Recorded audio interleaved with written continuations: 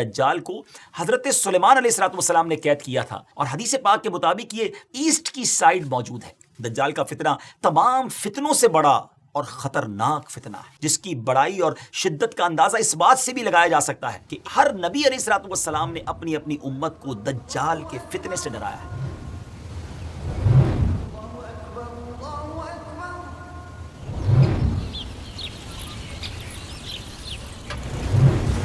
السلام علیکم ورحمۃ اللہ وبرکاتہ۔ میرا نام عبدالحبیب اتاری ہے، اور ایک بار پھر ویب سیریز قیامت کی نشانیاں لے کر حاضر ہیں۔ اور آج جو ٹاپک ہے وہ کہا جائے کہ سب سے زیادہ جو وانٹڈ ٹاپک تھا، جس کے لیے سب سے زیادہ ہمیں میسیجز ریسیو ہوئے کہ یہ بتائیے کہ دجال کے بارے میں قرآن و حدیث کیا کہتے ہیں، دجال قیامت سے پہلے کب آئے گا، وہ دکھتا کیسا ہوگا، اور اس کے معاملات کیا ہوں گے۔ تو آج وہی ٹاپک ہے جس کا کہا جائے کہ آپ کو انتظار ہے، اور واقعی بہت ساری مسکنسیپشنز ہیں، بہت ساری غلط فہمیاں ہیں دجال کے بارے میں۔ تو آج انشاءاللہ آپ کو قرآن و حدیث کی روشنی میں یہ بتائیں گے کہ قیامت کی ایک بہت بڑی نشانی وہ ہے دجال کا ظہور ہونا، دجال کا آنا۔ دجال کون ہے، دکھتا کیسا ہے کہاں، اور وہ آ کر کیا کچھ کرے گا۔ بہت کچھ آج آپ کو بتانا ہے۔ نہایت توجہ کے ساتھ ہمارے ساتھ رہیے گا، اور آپ ہماری اس ویڈیو کو شیئر بھی کیجیے گا ہمارے دعوت اسلامی یوٹیوب کے۔ اگر چینل کو ابھی تک سبسکرائب نہیں کیا تو اسے سبسکرائب بھی کر دیجیے۔ ناظرین، بات کو آگے لیے چلتے ہیں۔ یاد رہے کہ قیامت کی بڑی علامت میں سے دوسری علامت دجال کا نکلنا ہے۔ احادیث مبارکہ میں دجال کا ذکر بڑی وضاحت سے آیا ہے، اور کمال کی بات یہ ہے کہ ہر نبی علیہ السلام نے دجال کے فتنے سے اپنی امت کو ڈرایا ہے۔ سرکار دو عالم صلی اللہ تعالیٰ علیہ وسلم نے اس کی نشانیاں، اس کا حلیہ، اس کے آنے سے پہلے اور بعد کے جو حالات ہوں گے اس کو بھی بیان فرمایا ہے۔ انشاءاللہ بڑی دلچسپ آج کی ایپیسوڈ ہے، عبرت ناک بھی ہے اور اوتھنٹک معلومات بھی ہے۔ سب سے پہلے چلتے ہیں اللہ کے پیارے کلام قرآن مجید فرقان حمید میں۔ اللہ تبارک و تعالیٰ ارشاد فرماتا ہے، بسم اللہ الرحمن الرحیم، وَمِنْهُمْ مَنْ يَلْمِزُكَ فِي الصَّدَقَاتِ فَإِنْ أُعْطُوا مِنْهَا رَضُوا وَإِنْ لَمْ يُعْطَوْا مِنْهَا إِذَا هُمْ يَسْخَطُونَ۔ ترجمہ یعنی اور ان میں سے کوئی وہ ہے جو صدقات تقسیم کرنے میں تم پر اعتراض کرتا ہے، تو اگر انہیں ان صدقات میں سے کچھ دے دیا جائے تو راضی ہو جاتے ہیں، اور اگر انہیں ان میں سے کچھ نہ دیا جائے تو اس وقت ناراض ہو جاتے ہیں۔ ناظرین، یہ کس واقعے کی بات ہو رہی ہے؟ علماء کرام فرماتے ہیں کہ یہ آیت ذوالخویصرہ تمیمی کے بارے میں نازل ہوئی۔ اس شخص کا نام خرقوس بن زبیر ہے، اور یہ شخص خارجیوں کا بانی ہے۔ رسول کریم علیہ السلام مال غنیمت تقسیم فرما رہے تھے تو ذوالخویصرہ نے کہا کہ یا رسول اللہ عدل کیجئے۔ حضور پرنور علیہ السلام نے فرمایا کہ تجھے خرابی ہو، میں عدل نہ کروں گا تو عدل کون کرے گا؟ حضرت عمر رضی اللہ تعالیٰ عنہ نے عرض کی، مجھے اجازت دیجئے کہ اس منافق کی گردن مار دوں۔ تو پیارے آقا علیہ السلام نے فرمایا کہ اسے چھوڑ دو، اس کے اور بھی ہمراہی ہے کہ تم ان کی نمازوں کے سامنے اپنی نمازوں کو، اور ان کے روزوں کے سامنے اپنے روزوں کو حقیر دیکھو گے۔ وہ قرآن پڑھیں گے اور ان کے گلوں سے نہ اترے گا، وہ دین سے ایسے نکل جائیں گے جیسے تیر شکار سے نکل جاتا ہے۔ پیارے ویورز، یہ اس گستاخ کی، اس بدبخت کی گستاخی ہی دراصل اس بدترین فتنے کا پیش خیمہ ثابت ہوئی جس نے بعد میں امت مسلمہ میں زبردست انتشار پیدا کر دیا۔ حضرت عثمان غنی رضی اللہ تعالیٰ عنہ اور مولا علی کرم اللہ تعالیٰ وجہ الکریم کے دور خلافت میں اسلامی ریاست کو چیلنج کرنے والے، یعنی اتھارٹی آف اسلامک ریاست کو چیلنج کرنے والے باغی گروہ در حقیقت اسی کے فالوورز تھے۔ جنگ صفین کے موقع پر جب حضرت علی رضی اللہ تعالیٰ عنہ نے خون خرابے سے بچنے کے لیے تحکیم یعنی ثالثی آربیٹریشن کے راستے کو اپنایا کہ چلیں کوئی بیچ میں فیصلہ کر لیا جائے، تو پہلے تو خوارج نے اس کی حمایت کی، مگر جب یہ فیصلہ کر لیا گیا تو یہ خوارج اس کو رد کرتے ہوئے مولا علی کرم اللہ تعالیٰ وجہ الکریم کے لشکر سے بھی نکل گئے۔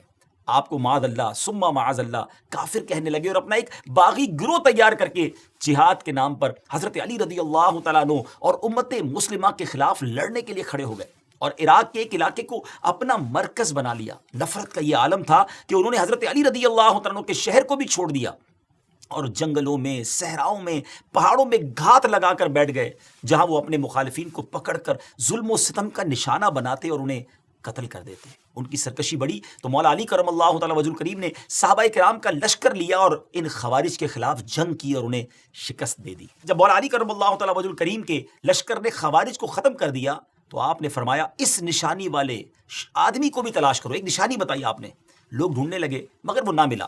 آپ نے پھر فرمایا اس کو پھر جا کر تلاش کرو. خدا کی قسم میں نے نہ جھوٹ بولا ہے نہ ہی مجھے جھوٹ بتایا گیا ہے. یہ بات انہوں نے 2 یا 3 مرتبہ کہی، حتیٰ کہ لوگوں نے ایک کھنڈر سے اس نشانی والے بندے کی لاش کو ڈھونڈ لیا. مولا علی کرم اللہ تعالی وجہ الکریم کے سامنے رکھی گئی. عجب نشانی تھی ناظرین کہ جس کا ایک ہاتھ عورت کے پستان جیسا تھا. بہرحال امیر المومنین رضی اللہ تعالیٰ عنہ نے تکبیر کہی اور حمد الہی بجا لائے. کسی شخص نے کہا، آپ کے ساتھی نے کہا کہ حمد ہے اسے جس نے ان خوارج کی نجاست سے زمین کو پاک کیا. وہاں امیر المومنین نے ایک جملہ فرمایا اور یہ پورا واقعہ سنانے کا جو مقصد ہے، ہو سکتا ہے ناظرین سوچ رہے ہو کہ بات دجال کی ہو رہی ہے اور یہ خوارج کا ذکر کیوں شروع ہو گیا. امیر المومنین رضی اللہ تعالیٰ عنہ نے فرمایا کہ کیا سمجھتے ہو یہ لوگ ختم ہو گئے؟ ہرگز نہیں. ان میں سے کچھ ماں کے پیٹ میں ہیں، کچھ باپ کی پیٹھ میں ہیں. پھر جب ان میں سے ایک گروہ ہلاک ہوگا دوسرا سر اٹھائے گا، یہاں تک کہ ان کا آخری گروہ دجال کے ساتھ نکلے گا. ویورز، دجال ابھی آیا نہیں ہے اور کسی کو پتہ نہیں ہے کہ اس وقت وہ کہاں ہے، لیکن روئے زمین پر ایک صحابی ایسے گزرے ہیں جنہوں نے دجال کو دیکھا بھی ہے، اس سے ملاقات بھی کی ہے اور اس سے بات چیت بھی کی ہے. جی ہاں، اس ملاقات میں کیا کچھ ہوا، کیا دیکھا انہوں نے، کیا سنا، انشاءاللہ یہ پوری تفصیل آپ کو بتاتے ہیں. حدیث مبارک میں پیارے آقا علیہ الصلوۃ والسلام کی زبانی میں یہ پورا واقعہ ملتا ہے. ایک مرتبہ پیارے آقا علیہ الصلوۃ والسلام نے اچانک سڈنلی اپنے صحابہ کرام کو جمع فرمایا اور خطبہ دینے کے لیے ممبر پر تشریف فرما ہو گئے. یہ وہ ٹائم تھا جس ٹائم پہ نارملی نبی پاک ایڈریس نہیں کیا کرتے تھے، خطبہ نہیں فرمایا کرتے تھے. صحابہ بھی حیران تھے کہ آج ایسا کیا ہو گیا ہے کہ پیارے آقا علیہ الصلوۃ والسلام اس وقت خطبہ ارشاد فرما رہے ہیں. تو نبی کریم علیہ الصلوۃ والسلام نے فرمایا کہ آج میرے پاس تمیم داری آئے اور انہوں نے ایک ایسی خبر سنائی ہے جس کی خوشی میں مجھے قیلولہ، یعنی پیارے آقا علیہ الصلوۃ والسلام دوپہر کو کچھ آرام فرمایا کرتے تھے، فرمایا وہ بھی میں نہیں کر سکا ہوں اور میں نے چاہا کہ اس خبر میں تمہیں بھی شامل کر لوں. بات یہ ہے کہ تمیم داری نے مجھے بتایا کہ وہ 30 افراد تھے اور ایک شپ میں، ایک کشتی میں سفر کر رہے تھے کہ طوفان آ گیا اور وہ بھٹک گئے. تقریباً مہینہ بھر وہ سمندر میں گھومتے رہے اور ایک دن سورج غروب ہونے کے وقت ایک نامعلوم جزیرے پر، ایک نامعلوم آئلینڈ پر پہنچے. انہیں وہاں سیاہ رنگ کی مخلوق نظر آئی جس کے جسم پر بال بہت زیادہ تھے. انہوں نے اس سے پوچھا کہ تم کون ہو؟ اس نے کہا میں جاسوس ہوں. تو صحابہ نے کہا کہ ہمیں اپنے بارے میں کچھ بتاؤ. اس نے کہا کہ نہ میں تمہیں کچھ بتاؤں گا نہ تم سے کچھ سنوں گا. تم اس بت خانے میں جاؤ، وہاں ایک شخص تمہارا بڑی بے چینی سے ویٹ کر رہا ہے، انتظار کر رہا ہے، وہی تمہیں کچھ سنائے گا بھی بتائے گا بھی. پھر وہ سب اندر چلے گئے. وہاں ایک شخص سختی کے ساتھ زنجیروں میں جکڑا ہوا تھا. اس نے پوچھا کہ تم لوگ کون ہو اور کہاں سے آئے ہو؟ تو صحابہ کرام نے جواب دیا کہ شام سے آئے ہیں. اس نے پوچھا کہ عرب کا کیا حال ہے؟ اور ایک شخص وہاں پیدا ہونا تھا، اس کا کیا حال ہے؟ یعنی نبی پاک علیہ الصلوۃ والسلام کے بارے میں پوچھا. صحابہ کرام نے کہا کہ وہ اچھے حال میں ہیں اور ابتدا میں ان کی مخالفت ہوئی مگر اب تو تمام عرب پر وہ غالب ہو گئے ہیں اور سارا عرب ایک دین، ایک خدا کو ماننے والا ہو گیا ہے. اس نے کہا اچھا زغر کے چشمے کا کیا حال ہے؟ انہوں نے جواب دیا کہ وہ بھی اچھی حالت میں ہے، لوگ اس سے پانی پیتے ہیں، اس سے کھیتی باڑی بھی کرتے ہیں. پھر اس نے پوچھا کہ عمان اور بیسان کی کھجوروں کا کیا حال ہے؟ انہوں نے کہا کہ اس میں ہر سال پھل آتے ہیں. یہ سن کر اس شخص نے 3 چیخیں ماری اور بولا کہ میں دجال ہوں. جی ہاں ناظرین، وہ دجال تھا. کہتا ہے ان قریب میں آزاد ہو جاؤں گا اور زمین کا چپا چپا گھوموں گا اور اس کا کوئی حصہ نہیں چھوڑوں گا سوائے طیبہ کے، کیونکہ مجھ میں وہاں جانے کی طاقت، وہاں جانے کی پاور نہ ہوگی. نبی پاک علیہ الصلوۃ والسلام نے فرمایا کہ مجھے بہت خوشی ہوئی کیونکہ طیبہ یہی شہر ہے. مدینہ منورہ کے بارے میں میرے آقا نے فرمایا کہ طیبہ یہی شہر ہے. اور سبحان اللہ، میرے آقا فرماتے ہیں اس ذات کی قسم جس کے قبضے میں میری جان ہے، مدینہ منورہ کی ہر گلی، کوچہ، سڑک اور یہاں نرم اور سخت زمین، الغرض ہر مقام پر فرشتہ ننگی تلوار لیے پہرا دیتا ہوگا اور قیامت تک یہ پہرا دے گا. سبحان اللہ، مدینہ کی گلیوں میں فرشتے پہرا دے رہے ہیں. سبحان اللہ، کیا بات ہے مدینہ منورہ کی. بعض روایت کی روشنی میں یہ بات بھی کہی جاتی ہے کہ دجال کو حضرت سلیمان علیہ الصلوۃ والسلام نے قید کیا تھا اور حدیث پاک کے مطابق یہ مشرق یعنی ایسٹ کی سائیڈ موجود ہے.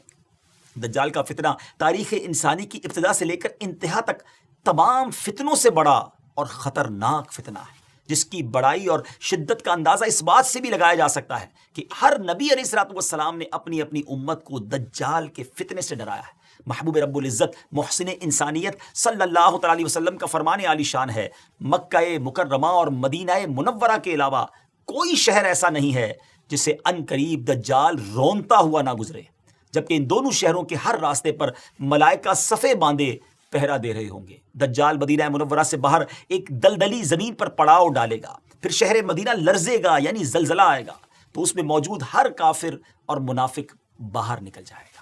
مفتی احمد یار خان نعیمی رحمۃ اللہ تعالی فرماتے ہیں دجال دو قسم کے ہیں، چھوٹے اور بڑے۔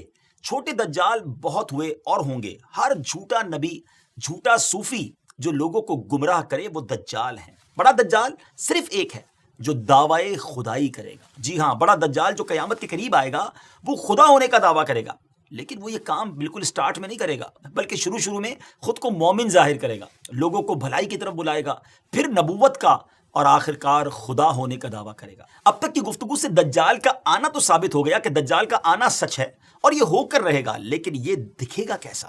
اپیرنس کیا ہوگی؟ مختلف احادیث میں دجال کا جو حلیہ بتایا گیا ہے وہ یہ ہے کہ دجال ایک جوان مرد ہوگا، لمبا قد ہوگا، جسم بہت موٹا ہوگا، ایک آنکھ سے کانا ہوگا، اور ایک کانی آنکھ ایسی ہوگی جیسے پھولا ہوا انگور، اور جبکہ اس کی ایک آنکھ خون آلود ہوگی۔